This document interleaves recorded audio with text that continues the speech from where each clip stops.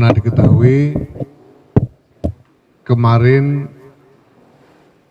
ada pertemuan kiai-kiai seluruh Indonesia di Jombang untuk membicarakan hal-hal terkait dengan perkembangan di dalam Partai Kebangkitan Bangsa yang juga dihadiri oleh Kiai Anwar Iskandar dan Pak Amin Said Husni yang mendapatkan tugas dari Pleno PBNU untuk mendalami masalah-masalah terkait hubungan antara PKB dengan Nahdlatul Ulama. Dan kemudian sesudah pertemuan itu diatur untuk melaporkan hasilnya kepada Rois Am pada pagi ini.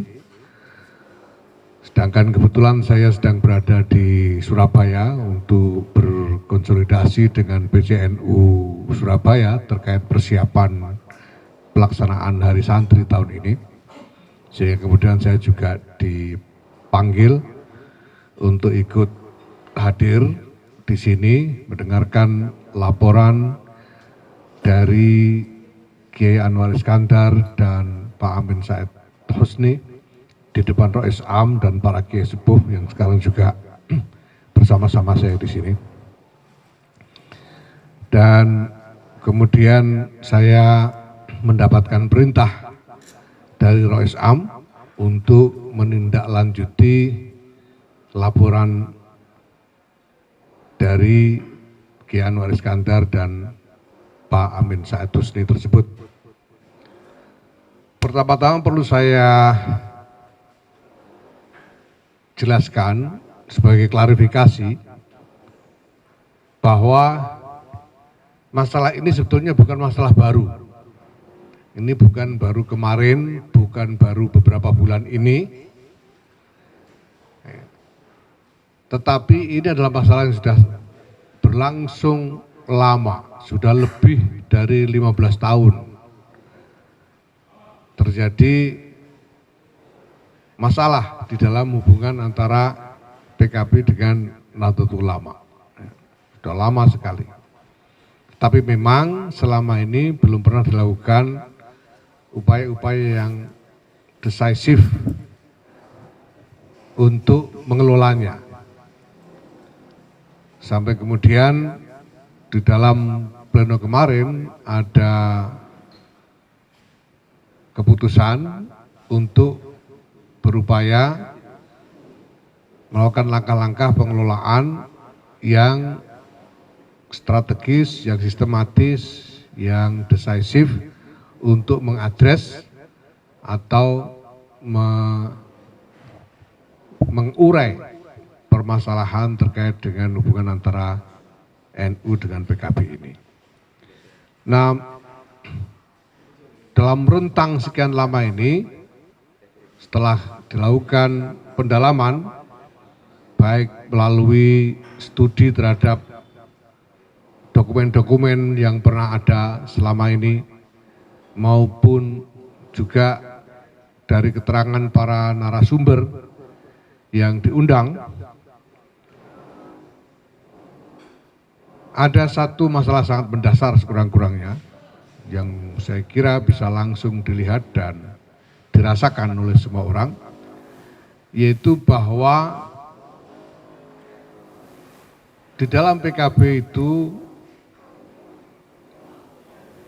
kedudukan Dewan Syuro telah dieliminasi sedemikian rupa, sehingga Dewan Syuro di dalam struktur PKB itu sekarang nyaris tidak lagi memiliki wewenang apapun di dalam pembuatan keputusan. Nah, ini adalah perubahan yang sangat fundamental terhadap desain PKB yang dulu disiapkan oleh PBNU pada saat didirikannya. Jadi Kita tahu bahwa PKB ini didirikan oleh PBNU secara struktural melalui keputusan organisasi secara kelembagaan dan melalui konsolidasi struktural dari keseluruhan jajaran kepengurusan NU sampai ke bawah dengan desain yang sudah disiapkan oleh PBNU mengenai landasan-landasan nilainya dan struktur yang dirancang untuk memelihara nilai-nilai itu. Tetapi kita melihat bahwa sekarang yang terjadi realitasnya adalah bahwa desain yang dibuatkan oleh PBNU itu sudah berubah sama sekali, sehingga nilai-nilainya juga kita melihat di sana sini ada ketidakselarasan dengan apa yang dulu digariskan pada saat didirikannya. Seperti misalnya nilai yang terkandung di dalam dokumen yang disebut sebagai pokok-pokok pikiran NU mengenai reformasi. Juga dokumen yang disebut sebagai mabda siasi Partai Kebangkitan Bangsa. Nah itu kalau dilihat dengan teliti maka akan ada ketidakselarasan.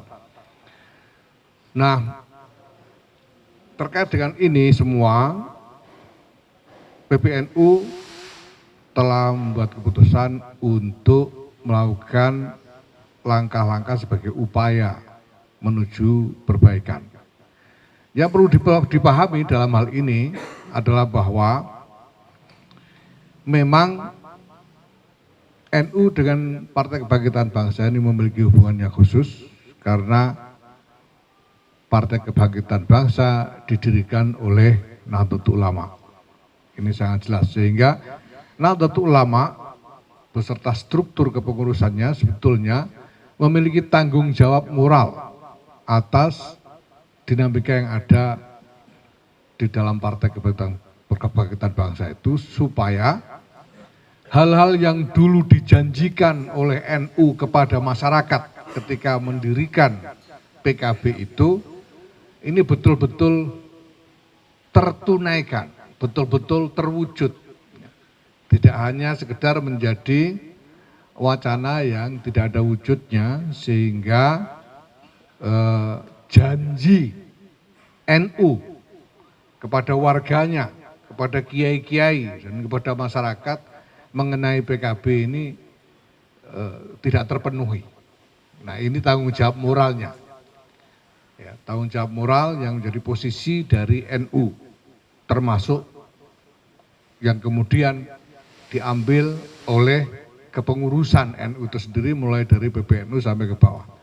Nah cuma kita juga menyadari bahwa NU dan PKB ini dua entitas yang berbeda dan terpisah. Tidak ada hubungan struktural sama sekali.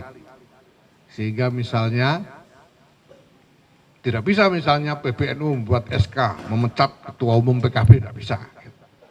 PBNU misalnya membuat SK membatalkan keputusan-keputusan PKB, jelas tidak bisa. Kita semua tahu, kita semua menyadari itu.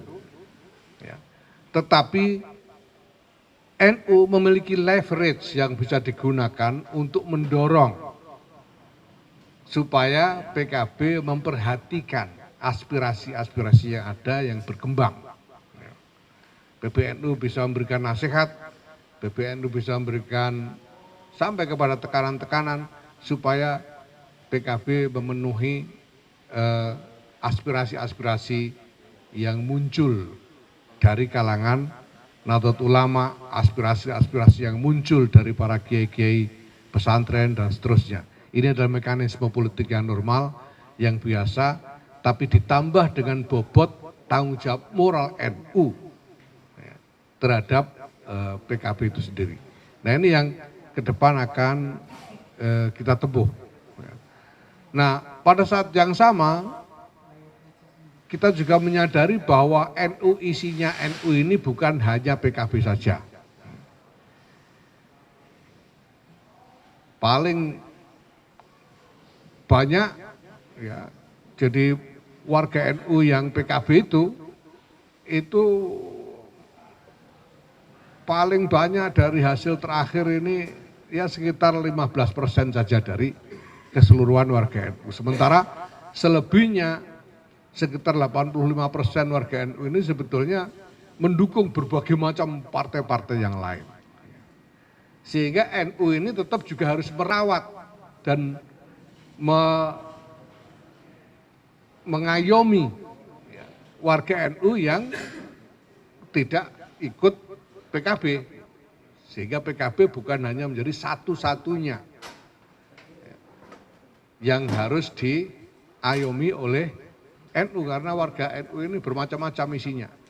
Dan tidak bisa semua disuruh ikut PKB, tidak bisa. Maka NU juga tetap harus mengayomi yang lain. Nah cuma karena dengan yang lain ini sama sekali tidak ada hubungan, misalnya NU dengan Golkar misalnya sama sekali tidak ada hubungan, sehingga NU ya juga sama sekali tidak bisa melakukan apa-apa, itu terserah pada partai masing-masing untuk mengelola hubungannya dengan konstituennya. Nah tapi dengan PKB sekali lagi karena didirikan oleh NU maka ada tanggung jawab moral yang khusus mengenai hal ini. Nah maka selanjutnya saya sebagai Ketua Umum PBNU atas perintah dari RSAM akan melakukan sosialisasi kepada seluruh struktur NU ya, agar mereka mengkomunikasikan apa yang menjadi aspirasi-aspirasi ini yang nanti akan dirumuskan oleh Kiai Anwar Iskandar dan Pak Amin Said Husni, dan mendorong agar para pimpinan NU di daerah ini nanti memperjuangkan aspirasi-aspirasi ini supaya bisa terwujud di dalam putusan-putusan PKB sampai ke tingkat nasional. Ini yang akan kami lakukan. Nah, sampai saat ini kita sudah mendapatkan bahan-bahan masukan yang cukup memadai untuk dikomunikasikan, tapi kami masih tidak menutup kemungkinan adanya tambahan-tambahan ya, informasi-informasi maupun wawasan dari berbagai tokoh yang lain yang mungkin nanti akan lebih lanjut diundang untuk berdialog dengan Kiai Anwar Iskandar dan Pak Amin Said Husni ke depannya. Demikian teman-teman.